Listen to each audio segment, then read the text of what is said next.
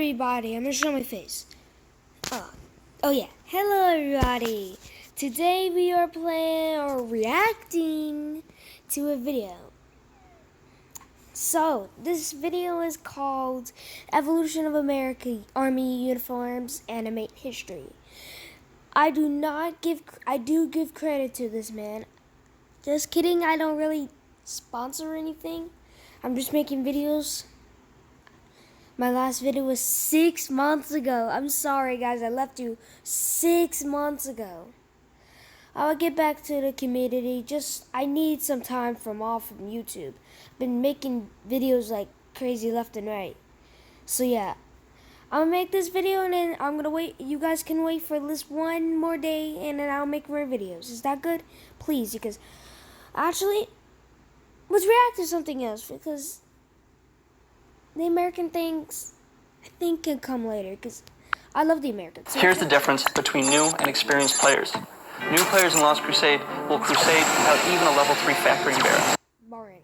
Okay. Before we start the video, I'd like to take a moment to discuss today's sponsor, Squarespace. Given the construct a website or domain against the Second French Empire, the many culturally distinct kingdoms, duchies. In 1871, the Kingdom of Prussia, along with many German states, such as Baden, Bavaria, and Württemberg, fights a war for unification against the Second French Empire. The many culturally distinct kingdoms, duchies, and principalities, whose only commonality is language, for the most part, form into a single nation-state, the German Empire. By the end, Paris is surrounded, and Napoleon III is captured. Language, for the most part, form into a single nation-state, the German Empire. By the end, Paris is surrounded, and Napoleon III is captured. Embracing the military aesthetics of the period, including brightly colored uniforms, the most iconic feature of this era in German military history is the Pickelhaube, or pointed helmet. The helmet is actually... See, I don't understand how the Prussians can do all this. You might be like, oh, Mason, I don't want questions. And I don't know how to get the comments on, so you can't really talk to me. You know what? Today, I'll try to find the comments. If I do, you can talk to me. But I'm going to Google this. Guys, I'll be right back. I'll be right back. I'm going to need to pause it.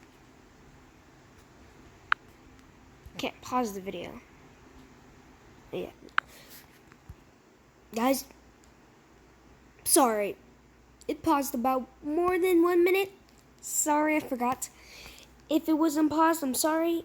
I restarted the video. I'm just kidding, I didn't actually. It's only a portion. So,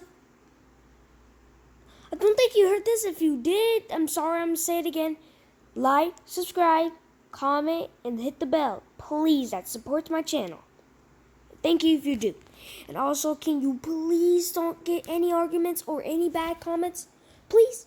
I don't want to have stuff bad. I do not support the Germans.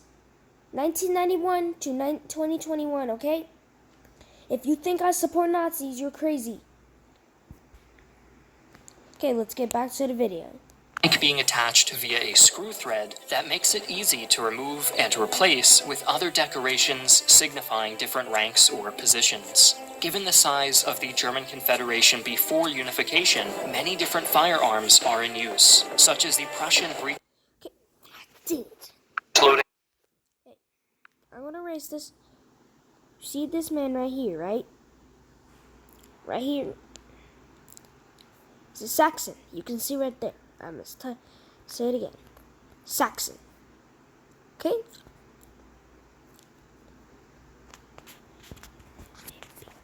I'll be right back.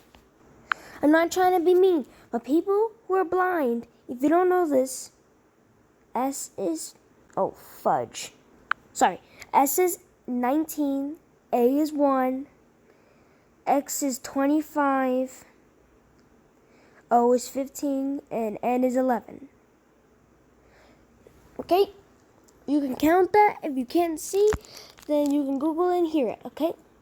I'm not trying to be mean. I'm not trying to be any mean things, okay?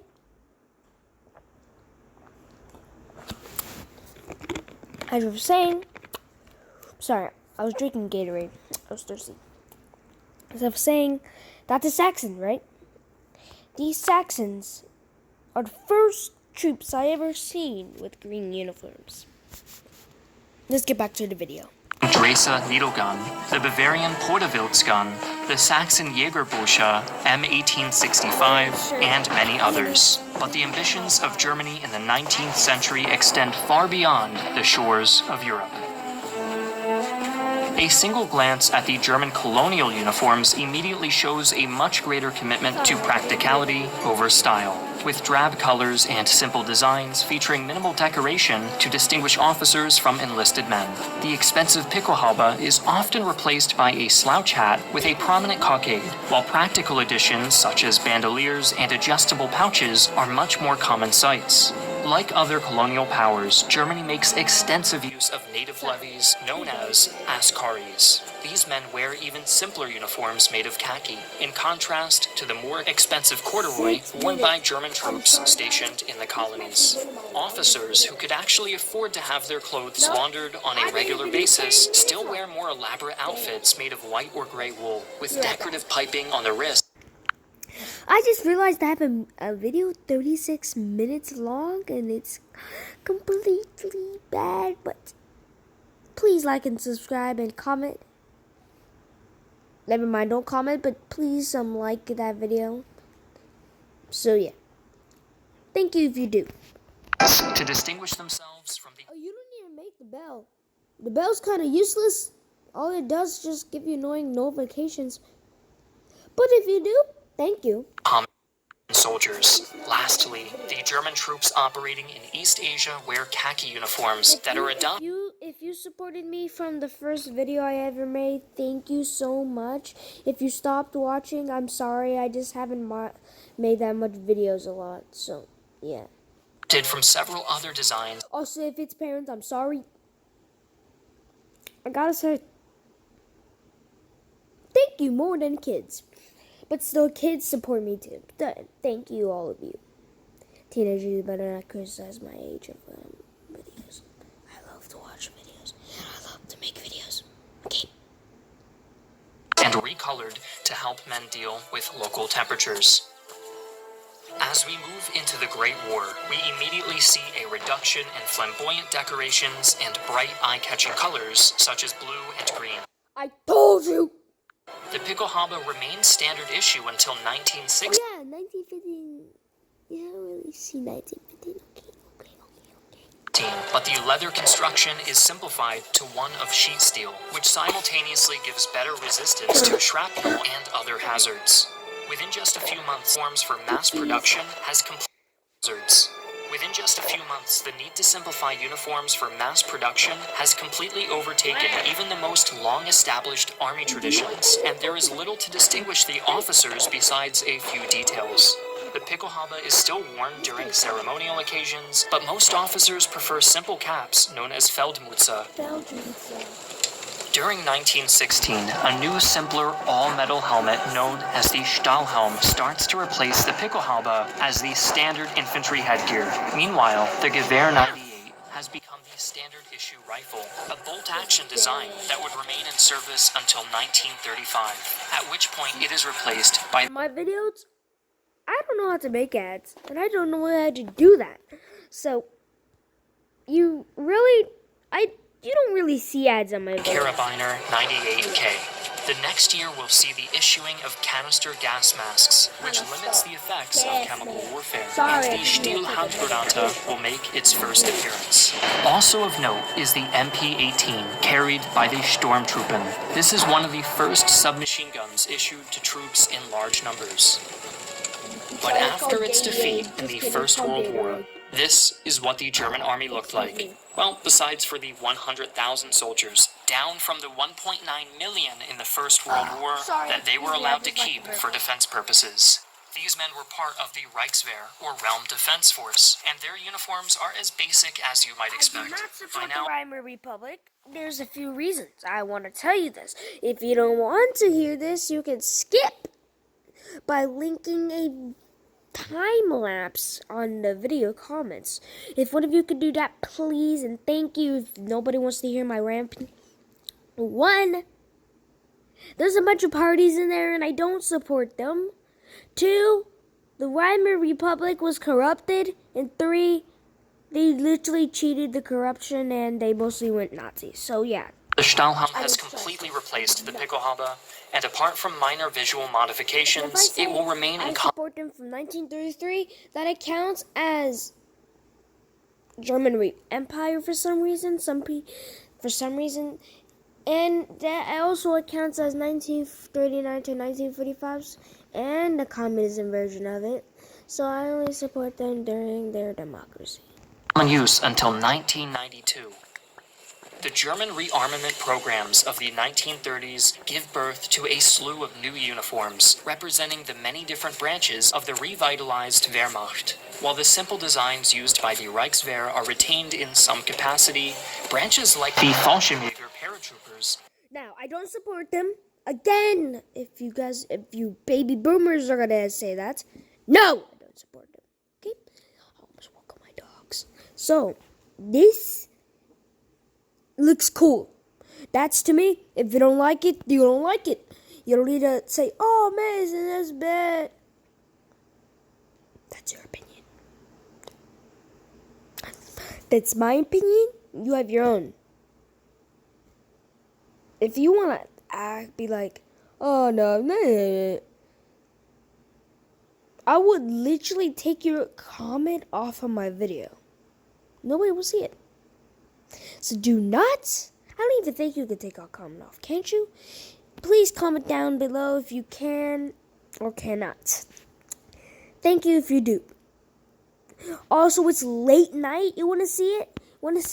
It's literally late night. So, it's not like anybody's going to watch a video on late night. Sorry, I cough a lot. The Waffen-SS get specialized designs, reflecting their status as elite units. Given the global nature of the Second World War, 2 men fulfilling the exact same duties might be wearing completely different uniforms depending on where they're stationed. For example, Erwin Rommel's famous Afrika Corps wear light tan or green overall. I don't understand how you can misspell that. I'm not judging you. Armchair Historian. You are a good YouTuber as oversimplified. I just don't understand how you misspelled Africa. If that's how you spell it in German, I'm fine. But if it's not how you spell it in German, how would you do that? That help them blend into desert environments and prevent men from dying of heat stroke. If you Germans are watching this video, this might not sound like German, and if I'm sorry if I'm copying your language, but I just like to speak German, so I don't really know how to do, but I think some of these words are German if you do find some. Nein, ich bin Salzmann. Nicht mein Crunchman. If you found a word, type it in the comments, and please, if it's German English, please type it in the comments. If it's German, I don't know what I do. It's gonna show English to me. So if you're talking, wait, no, not really. I don't know. But if you do type it in German, please type it in English and try to find out what that means, one of those words. While weighed down with heavy kit. Speaking of heavy kit, the MG42 also strikes terror into the hearts of its enemies this year, quickly becoming one of the most instantly recognizable weapons of the war, both from its design and distinctive sound. In contrast to those fighting in Libya and Egypt, men stationed on the Eastern Front pack on as many layers as possible to avoid the terrible cold of the Russian winter. By now, camouflage patterns are becoming more and more common, especially among elite units like the SS Panzer Grenadiers. The Germans also use a huge array of weapons, from the basic Karabiner 98K used by most infantrymen to the MP40 machine pistol used by non-commissioned officers, commissioned officers, and specialists. Following the disaster in the East that resulted in the annihilation of Army Group Center, the German army begins fielding a new type of soldier, the Volksgrenadier, Although often confused with the Volkssturm militia, these are professional soldiers drawn from various branches of the Wehrmacht, or called back into service after being discharged due to injury. At this late stage of the war, they are often equipped with automatic weapons like the Sturmgewehr 44 and disposable anti-tank weapons such as the Panzerfaust. It would also be criminal not to mention the iconic uniforms of the SS, produced by the Hugo Boss company. It is a common misconception that Boss himself designed them, but in fact he is only the producer. The true designer of the uniform, and most other SS regalia, is I the wonder why it's 1936 and the whole entire planet, or should I say the whole entire city, is getting blown up. artist called Karl Diebitsch, who is also a member of the organization. After the defeat of Germany in the Second World War, the country was divided between the Western Allies and the Soviet Union and was demilitarized. This is called Evolution of German Army Uniforms Animated History. Go to, if you don't want to watch this video, go to Armchair Historian, okay? If you want to watch this video.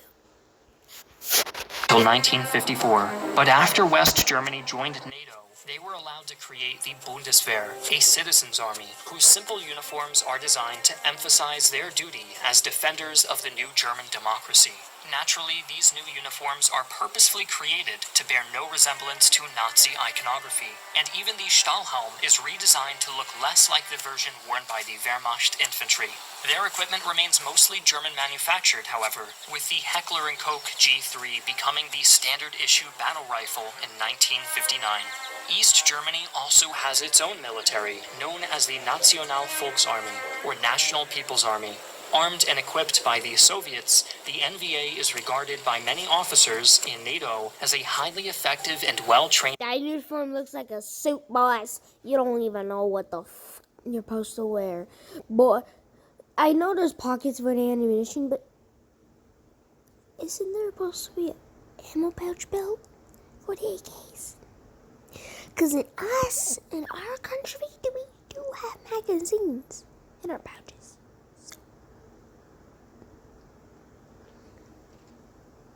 I don't know. Fighting force.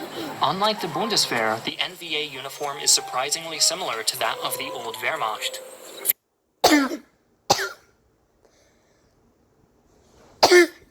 Featuring similar colors and materials. Even the helmet is based on a Nazi prototype of the Stahlhelm that was not adopted during the war. Their arsenal also consists of an eclectic mixture of Wehrmacht and Soviet firearms, such as the Kar-98K and the Mosin Nagant. By the 19... Guys, type in the comments if you can hear me. I know I could watch this video, but I'm barely going to watch it, so please type in the comments if you can hear me. 60s, these are mostly replaced by licensed copies of the classic Soviet AK, usually the AK-74 or AKM variants. Following the reunification of Germany in 1990, the NVA is integrated into the Bundeswehr, and their old uniforms are discarded in favor of modern combat fatigues decorated with fleck-tarn camouflage patterns. In 1997, the venerable G3 is replaced with the much more modern G36, again made by Heckler & Koch. The 90s also saw the complete replacement of the Stahlhelm with the Gefechtshelm M92, made out of high-durability synthetic composites. With modern wars increasingly taking place in desert environments, the Bundeswehr are often seen wearing desert pattern camouflage and various accessories designed to make life easier in hot, arid environments such as in Afghanistan. Protective goggles are frequently used, as are face masks and balaclavas.